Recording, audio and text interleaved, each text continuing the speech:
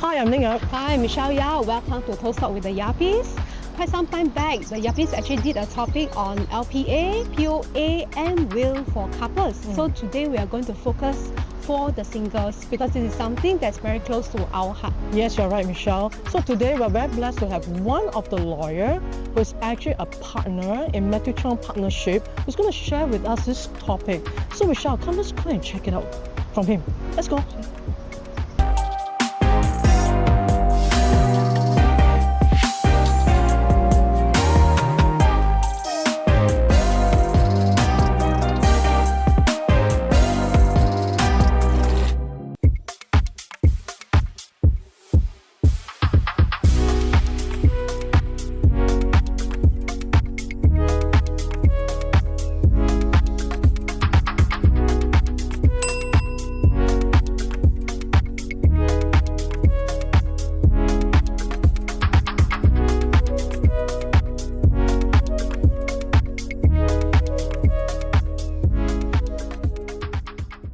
Hi Eugene. Hi Ning. Thanks for having you with us. Today we would like to share with our audiences, on this topic. I think it's very close to our heart as well. Yes, definitely. So we want to know in Singapore, I think the percentage of single women, especially, is rising. Yeah, I think Right. the percentage of single women is rising, but the percentage of marriages is also rising. So that must mean that Singapore men are looking elsewhere. Right. That's pretty Singapore sad. women. Maybe the women are too strong. Yeah, too independent. Yes. So because of that, right, we also feel that this is the part where for singles, who do not get married and they do not have children. Sure. And if for whatever reason they have no will, what is a repercussion? This is something that we would like your side to share, regarding this. Sure. So for anyone with no will, then when he or she dies, the assets that he or she has will be distributed according to Intestacy law, which in case of Singapore will be under the Intestate Succession Act. There's a sequence of who receives. The first priority will go to the parents. So if either parent is still around, they will inherit, and if both parents are still around, they will each get a 50% share of the deceased person's assets. Sure. All right. Then if the parents are no longer around, then of course I'm assuming that the deceased person being single has no children, because even illegitimate children can inherit. Yes. So they have to prove by DNA?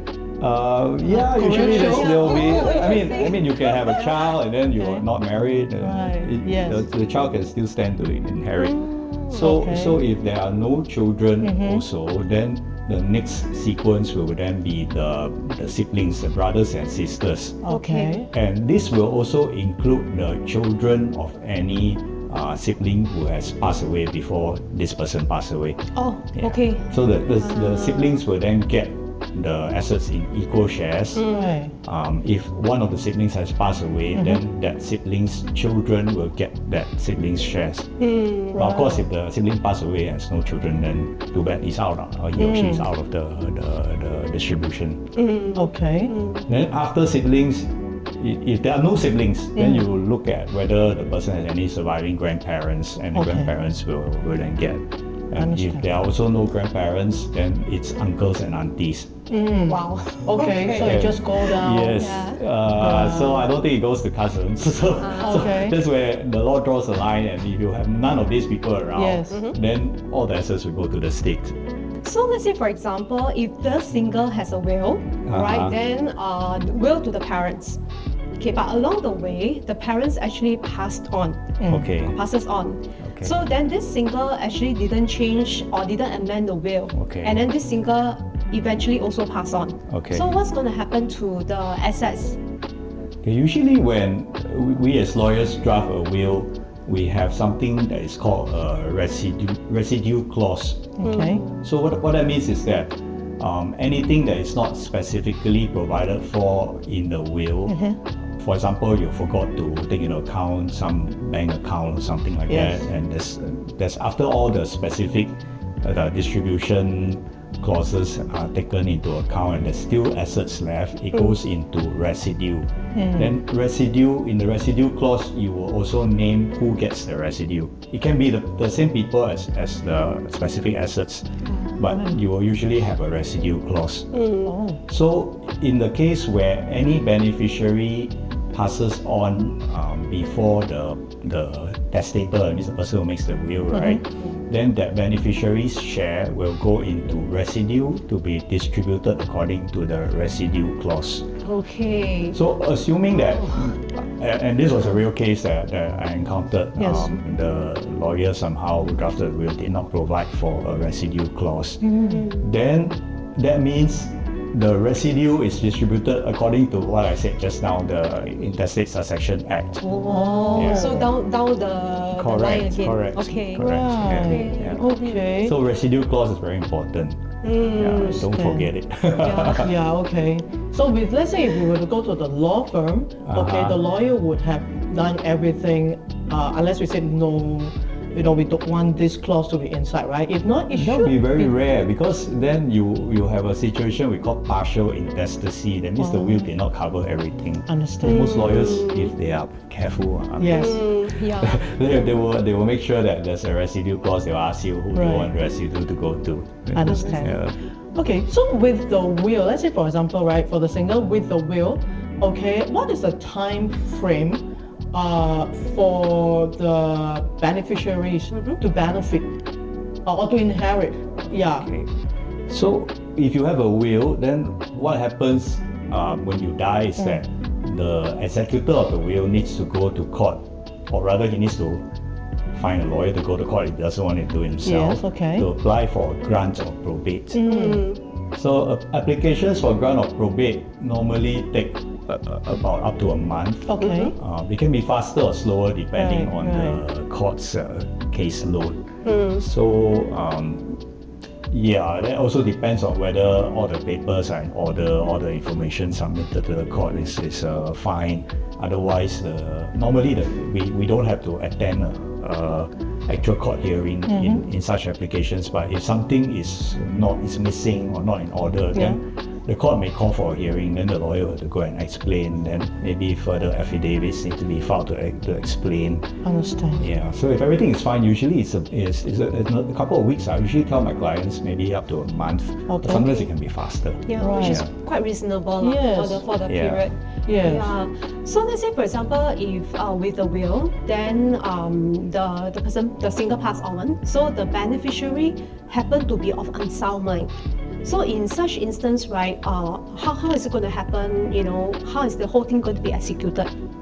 Well, beneficiaries being on unsound mind doesn't mean that they are not legally entitled to inherit. It just means that someone will have to be the legal representative of the person of unsound mind to be able to receive the inheritance. For example, if it is it's just the entire paid up house is to be transferred to that person, then someone will have to represent that person to do all the conveyancing to receive the house, right? Or even if it's money, someone will have to receive it on behalf of the person of unsound mind. So usually a person of unsound mind has to be, in this kind of transactions, will have to be represented by a legal representative. Does that mean that before that, they need to at least have the LPA, lasting power of attorney, to be done to appoint their donee? That is highly recommended because with the lasting power of attorney is an inexpensive thing to do. Cost maybe like 100 to 200 or cannot be more than a few hundred. I agree. So what happens if the person do not have the LPA? So if you don't have an LPA, then if someone, I'm sure someone is taking care of that person, and if that someone wants to become the legal representative, he has to make an application to court under the Mental Capacity Act to be appointed as the legal representative. Is it very tedious to go through all that? And what is the kind of fees and the kind of, the whole cycle to go through? So one of the requirements is that the person applying has to get the consent of all the other persons who qualify, including all the relatives. And sometimes you get stuck at that point because some people say, no, I want to be the legal representative. Then you are stuck even before you begin, you see. It's just like signing resolution with all the directors in the company. Yeah. So for example, you are one brother taking care of another mentally disabled brother. Then you want to apply to be a legal representative, and you have another sister say, no, I want to be the legal representative. Then there'll be a tussle, and then that has to be resolved, or otherwise you have to go to court to decide who is better qualified to be the legal representative. So it can get quite involved, and I would say that in my experience, these applications, minimum legal fees you pay will be about 5,000 and up. Wow, that's almost like 5,000 versus your maybe about $200. Exactly. Yeah, all this hassle can be saved, right? Yeah. Yes, With just yes. the LPA done. Yes. So actually, for LPA, my recommendation, is there any age or anyone as long as above 21 should have their LPA done? I would say anyone who has assets can have an LPA done, because you will never know what happens. You could get into a accident, a car accident, and something affects your mind. Right. Anything can happen. True. Okay. Yeah, this is very important. I mean, thanks for the advice. We always remember about 200 versus 5,000. Yes, that's a drastic difference. Yeah, we'll let our auditors choose on that. Yeah. So, let's say for example, if the happen that the person who inherits the property right from the deceased, but the beneficiary is not able to pay. That means they can't afford the mortgage installment. So usually for such instance, right, is there any form of advice you have?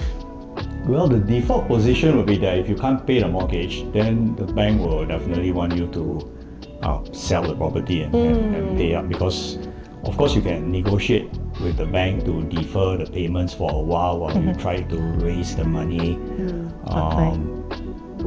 But they can only give you so much time, and then after that they will say if you don't sell and pay up, the outstanding loan will foreclose. So options might be that you bring in other people to take out a fresh loan, and you give them some share in the property. I mean, all this can be arranged amongst relatives, especially if it's like close family members. Unless there's a will, and you say that you will it to this person, and probably the person takes up a a mortgage insurance or something like that. Yes. Then really the person will benefit from inheriting the property, right? Correct. Yeah. So I think for this part, think insurance will play a part as well. For HDB properties, there will be a HDB type of insurance really for this kind of home situation. protection Yes, home scheme. protection scheme. Yes. So for private homes, then they will have to buy their own mortgage loan insurance. To avoid situations where the beneficiary cannot pay. But how about the CPF that's used for the house? That means some people, they use CPF as part of the down payment or financing the house. So then this CPF, how is it being treated in this instance when the person has passed on? The CPF will always have to go back to the person's CPF account when you sell the property. Okay. So if the property is paid for with CPF, then the CPF will have to go back when you sell, and then CPF cannot be covered under a will, because it's all under the law that governs CPF monies. So that's why you have to do your nominee. Yes, you have to do a nomination. Otherwise, the money in the CPF will be distributed according to intestacy laws as well. Okay, so back to the one that you go down the floor again. Correct. Okay. Right. Okay. So for Eugene, what's your advice for single like us? Okay, if we want to remain single for a while. Okay, so would you say that will is equally important? Not necessarily for like married couple, then they have assets, then they have children, then they worry about all this, right? Am I to say that all singles, as long as you have an asset, okay, or at least a minimum bank account or shares, they should have a will draw up so that the beneficiaries won't fight over. Am I right to say that?